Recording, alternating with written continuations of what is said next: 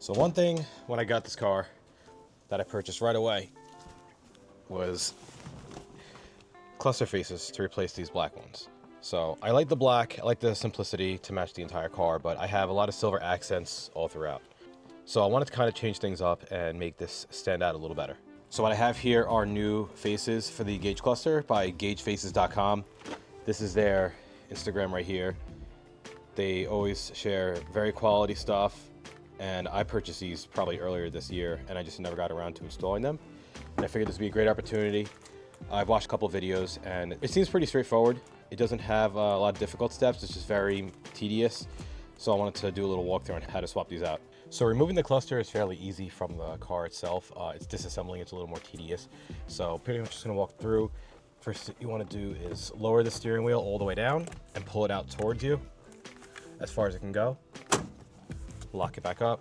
I'm gonna add a rag here for protection.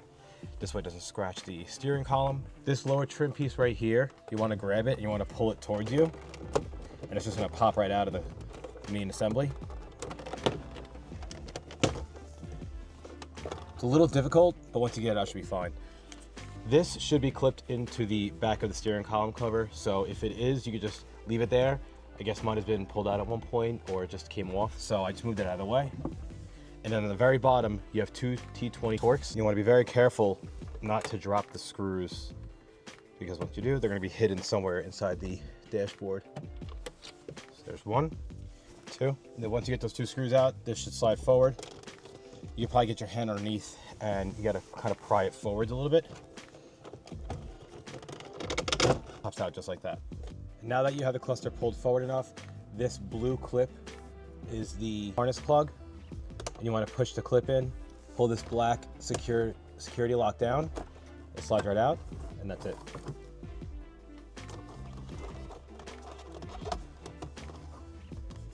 So to start disassembling the cluster, you want to start with the T10 screws in the back. There's 1, 2, 3, 4, 5, and 6 total.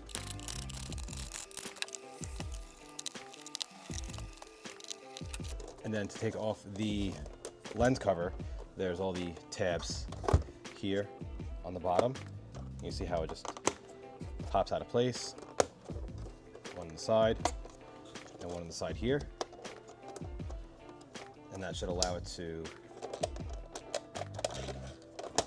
slowly slide off.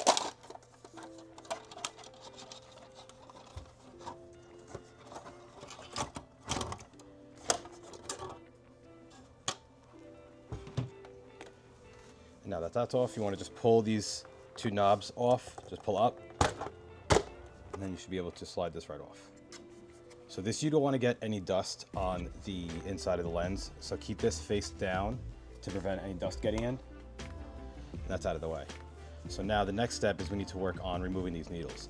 So one thing you want to do is, before taking the needles out of place, you want to take a picture, because everything's at the lowest point, but you can see how this isn't all the way at the zero, it's actually a little below. And you can see how most of them are like that. So when you go to replace the needles, there's no designated area, there's no key lock or anything like that. So you need to put them in the exact same spot as you originally had them. So to remove these, you can probably get a small flathead screwdriver, and don't pry against the gauge face, but more so use it as a pry tool to help pull it upwards. And they come right off. We'll put these in their corresponding areas over here, so we remember which one goes where.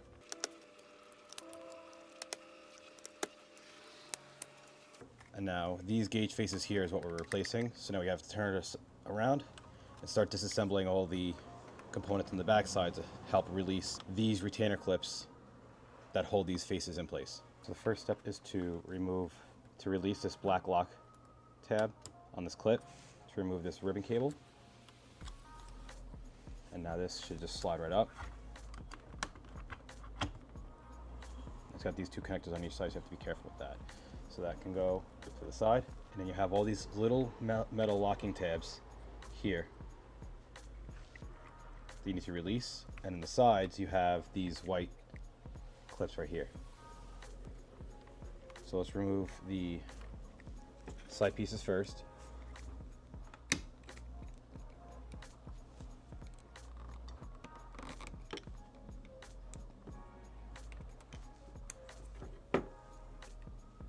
And you can leave them to connected with this ribbon connector because you don't need to get them out of the way completely. And now we work on all these metal tabs holding the main board in place. Along with these metal tabs too, there are some plastic clips here. You see, and once you start to release them, it wants to just come out of place.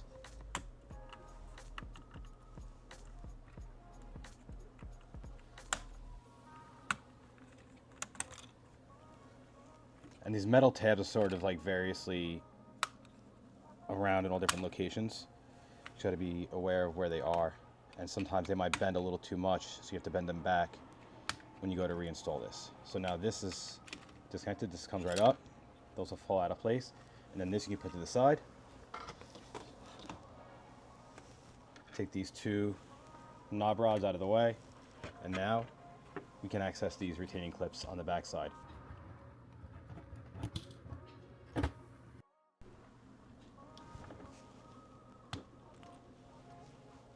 You see here, this popped out. So this actually worked out pretty well.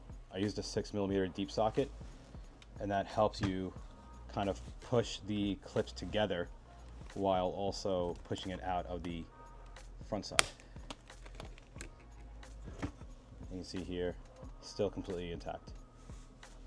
So you do that for each one and remove all those black retaining clips. And one thing to make sure you do is take out these 4 little springs out of these 4 locations. And now that we have all those off, we can release all of these faces off the cluster. Sort of lock behind these little tabs.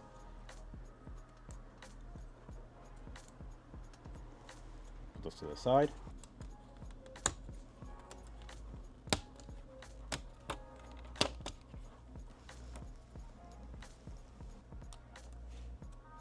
And now we're ready to put on the new faces. So we have the centerpiece, and these are the 2 side faces.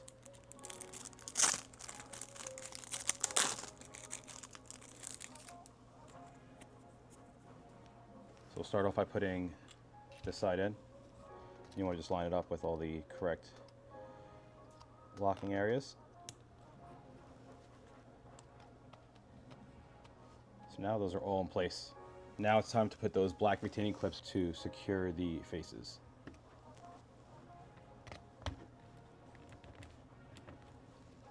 And they want to just double check the back side, make sure they're all seated in properly, because if they're not, then you'll never have the faces fit perfectly. Now that those are all back in place, we can reinstall the 4 springs and then the main board. Just don't forget these rods that will go in place. They sort of just sit on the sides like that.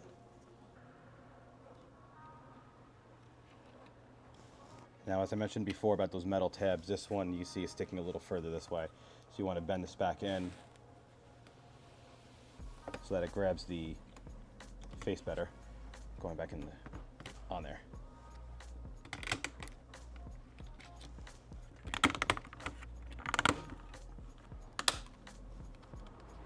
Now everything is back in place. You want to just make sure these metal tabs are locked in. You can use a little bit of a flathead to kind of secure them. Sitting on the sides, just clip right into place.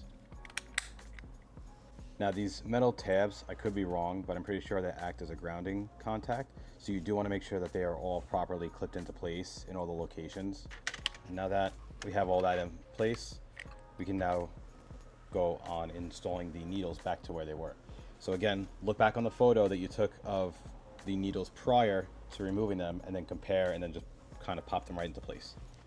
Just sort of get it back to where it was, closer, right there.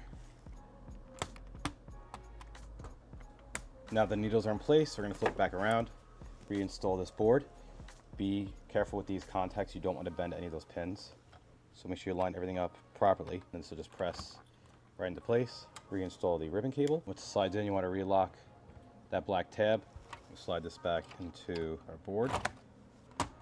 Now that that's all lined up, pop this back on. And that's the front end, we try to put the screws back. So we'll reinstall the knobs. And they only go on one certain way, so. And that's it. It's up to you if you want to test fit the cluster in the car and plug it in to make sure that the sweep is all correct and everything is functional before reinstalling the lens. That's totally up to you.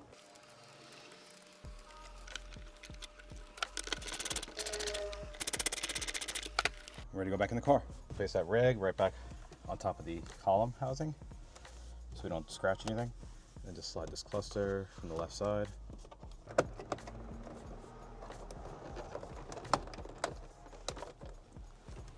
And once you get that in place, this will just slide back and then kind of pop in just like so. Then you reinstall the two T25 screws. Again, be sure to not drop them. Reinstall the lower trim.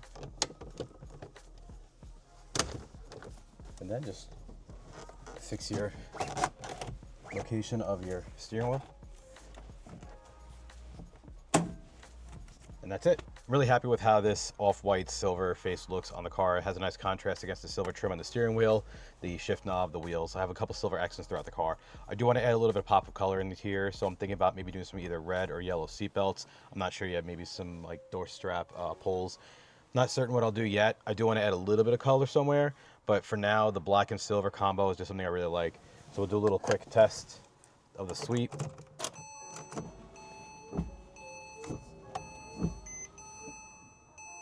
All the lights are working. Needles seem to be right where they belong. But overall, very happy with the setup.